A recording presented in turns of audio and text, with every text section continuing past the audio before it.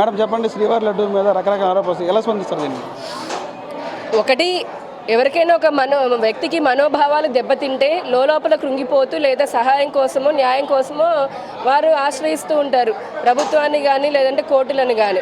ఇక్కడ నిన్న రెండు రోజుల నుంచి చూస్తే యావత్తు మన దేశమే కాదు ప్రపంచంలో ఉన్నటువంటి కోట్లాది మంది హిందువుల మనోభావాలు దెబ్బతీసే విధంగా, ఇంకా చెప్పాలంటే కళ్ళల్లోంచి బాధ, ఎంతమంది సోషల్ మీడియాలో ఎక్కడ చూసినా దేశ విదేశాల నుంచి హిందువులందరూ ఏమిటి అపచారము, ఇంత మాకు ఎలా స్పందించాలో కూడా తెలియట్లేదని గుండెలు బాదుకున్నటువంటి సంఘటన నేను చూపిస్తాను మీకు ట్విట్టర్లో వాటిల్లో.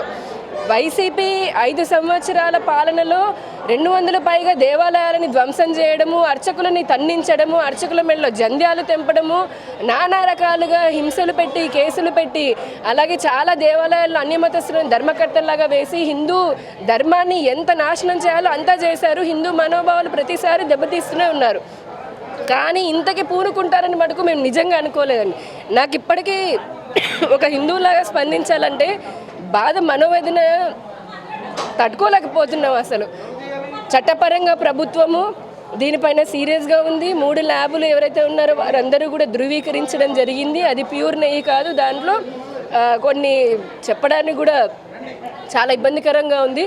జంతువుల కొవ్వుతో కూడినటువంటివి చేయడం అనేది చాలా అపవిత్రము. ఒకటి, ప్రజలు ప్రభుత్వాలు వేసేటటువంటి శిక్ష నుంచి కొన్ని రోజులకైనా తప్పించుకోగలుగుతారేమో అనుభవించి, కానీ ఆ దేవదేవుడు చెప్తున్నాను కదా, మట్టి కొట్టుకుపోతారు, నాశనం అయిపోతారు. ఇక్కడ పార్టీలతో సంబంధం లేదు, ప్రభుత్వంతో సంబంధం లేదు. ఇది దేవుడికి సంబంధించిన అంశము, ప్రతి హిందూకి సంబంధించినటువంటి అంశము. ఆ తప్పులో పాల్గొన్నటువంటి చిన్న నుంచి పైన వరకు ఉన్నటువంటి ప్రతి ఒక్కడూ కూడా ఆ వెంకటేశ్వర స్వామి కోపానికి దహించిపోవాల్సిందే. మరి వారికి నేను చెప్తున్నాను, నిజంగా ఒక హిందువులకు శాపనార్థాలు పెడుతున్నా, ఒక బ్రాహ్మణ ఆడపడుచులాగా శాపనార్థం పెడుతున్నా ఈ రోజున. అందులో ఎవరున్నారో తెలియదు, కానీ వారికి వారి కుటుంబ సభ్యులకి పుట్టగతులు లేకుండా పోతాయి. ఎందుకంటే ఏ మాటలు ఇవి! ఆఖరికి దేవుడికి పెట్టేటటువంటి నైవేద్యాన్ని కూడా ఇంత కల్తీ చేసి, ఎంత ప్రసాదం తీసుకున్నట్టు చెప్పులు ఇప్పి తీసుకుంటామండి, ఇచ్చేవారు కూడా చెప్పులు వదిలేస్తారు. అలాంటిది ఇంత నీచానికి, ఇంత ఇలాంటి దరిద్రమైన దౌర్భాగ్యమైనటువంటి అపవిత్రతని గురి చేసినటువంటి వాళ్ళు బాగుపడరు, ఖచ్చితంగా అనుభవించి తీరుతారు. ప్రభుత్వం పరంగా కూడా మేము అన్ని చర్యలు తీసుకుంటాం. రాజకీయం జరిగే కుట్రే తప్ప ఎలాంటివి ఏ తప్పు చేయలేదు. సుప్రీంకోర్టు ప్రధాన న్యాయమూర్తితో దీని విచారణకు సిద్ధం అని చెప్పి వైసీపీ చెప్పింది. ఇదే విషయాన్ని జగన్ కూడా చెప్తారు. ఈరోజు కోర్టులో కూడా పిల్లేశారు, సుప్రీంకోర్టు న్యాయమూర్తి విచారణ చేయించాలని.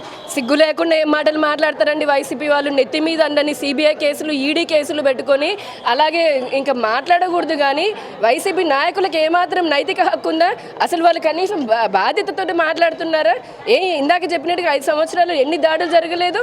ఓడేమో పిచ్చోడి చేతిలో రాయా, దేవుడు పగలు కొడితే, విగ్రహం పగలు కొడితే, ఇంకోటికి మతి స్థిమితం లేదా? అంతర్వేది రథం దగ్ధమైంది నిజం కాదా? లేదంటే అర్చకుల మెడలో జంధ్యాలు తెంపింది నిజం కాదా? హిందువుల మనోభావాలు దెబ్బతీసింది నిజం కాదా? ఈ రోజున ఆడవారితో అసభ్యంగా ప్రవర్తించే వైసీపీ నాయకులు, 100 కొద్ది కేసులు ఉన్నటువంటి వైసీపీ నాయకులు, రాజకీయాల కోసము ప్రజల్ని హింసలు పెట్టేటటువంటి వైసీపీ నేతలు అసలు దీని గురించి మాట్లాడేది సుప్రీంకోర్టుకి వెళ్తామని. సుప్రీంకోర్టుకి వెళ్ళండి, ఇంకా ఏదైనా చేసుకుని అదే చెప్తున్నాను. వీటన్నిటికి మించి భగవంతుడు ఉన్నాడు. ఈ రోజున ఇక్కడ మీరేదో తప్పిపుచ్చుకొని మీడియా ముందుకు వచ్చి మేమేం చేయలేదు అనడం కాదు. ఖచ్చితంగా భగవంతుడి సమక్షంలో సమాధానం చెప్పే తీరాలి. ఆ రోజు వస్తుంది. ఇప్పటికీ మిమ్మల్ని చీకొడుతున్నారు. ఇప్పటికైనా ఆత్మవిమర్శ అనేది ఒకటి చేసుకుంటే భగవంతుడు అనేవాడు కొద్దిగా అసలు ఆయన కరుణించే పరిస్థితి కూడా మీరు దాటిపోయారు. వాళ్ళకి మాత్రం నైతిక హక్కు లేదు. వారు చెప్పే మాటను నమ్మే పరిస్థితి ప్రజలు అంతకంటే లేరు. ఈ విషయంపై నా కుటుంబ సభ్యులతో వచ్చి ప్రమాణం చేస్తారని చెప్పి వైవి సుబ్బారెడ్డి ప్రమాణం ఛాలెంజ్ చేస్తారు. అన్ని దొంగ మాటలు ఎవరి కోసం అండి? ఆయనున్న పాలనలో టీటీడీ ఎంత భ్రష్టు పట్టింది? తమిళనాడులో టీటీడీ ఆస్తులు అమ్ముకోవాలని చూడలేదా వైవి సుబ్బారెడ్డి ఉన్నప్పుడు? అలాగే ఆంధ్రప్రదేశ్లో అమ్ముకోవాలని చూడలేదా? తెలంగాణలో అమ్ముకోవాలని చూడలేదా? ఆయన పాలించినటువంటి, ఆయన ఉన్నటువంటి సమయంలోనే ఎన్నో అక్రమాలు చేసి ఈ రోజున అదే దేవుడి ముందు ప్రమాణం అంటే ఏమిటది? ఈ రోజున హిందువులు ఎంత కోపంతో ఉన్నారంటే, వీరు కొంచెం సంయమనం పాటించకపోతే పిచ్చి పిచ్చి మాటలు మాట్లాడితే పళ్ళు రాలగొట్టేటటువంటి కోపంతో, భావోద్వేగంతో ఉన్నారు. కోపం కాదు, ఆవేదన. అది ఆవేదన అండి, కోట్లాది మంది హిందువుల ఆవేదన.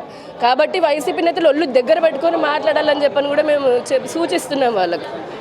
గత 5 ఏళ్ల కాలం చూస్తే జగన్మోహన్ ప్రభుత్వంలో వైఎస్ఆర్సీపీ పార్టీ నాయకులు హిందువుల మనోభావం దెబ్బతీశారు. శ్రీవారి లడ్డు విషయంలో కూడా భ్రష్టు పట్టించారు. భగవంతుడి శాపానికైతే తప్పకుండా వారు ఆ శాపానికి గురవుతారని చెప్పి కూడా సాధిని యామూరి చెప్తున్నారు. కెమెరామ్యాన్ కిషోర్తో రాజ్ కమ్మల్, S4 మీడియా, విజయవాడ.